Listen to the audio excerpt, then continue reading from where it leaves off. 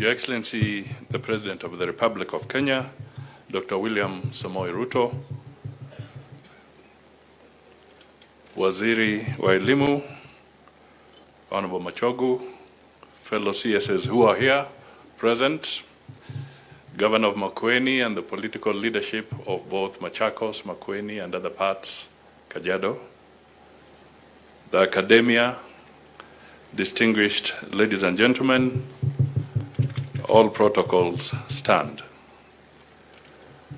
Your Excellency, there's very little I can say here because the story of Konza and the story of the Open University is a story that has been written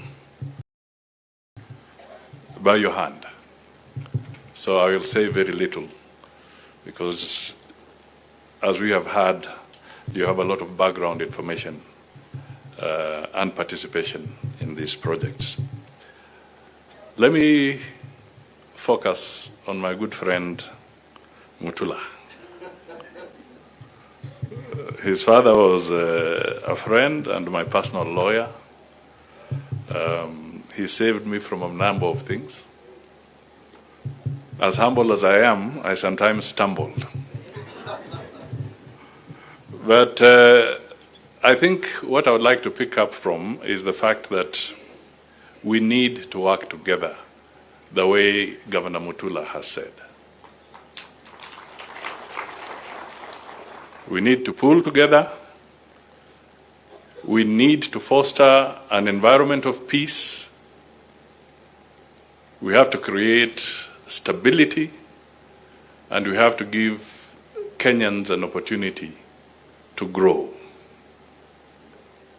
The government of William Samoei Ruto has disbursed all the arrears that were pending to the county governments.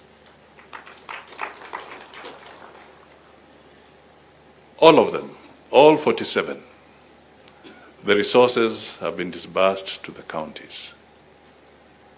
That has not been easy. There was a backlog that had accumulated over a long period of time. Through the tough measures, the bold measures, we are beginning to see a lot of light at the end of the tunnel. Let us work together as Kenyans, as leaders, so that we can make sure that we move forward.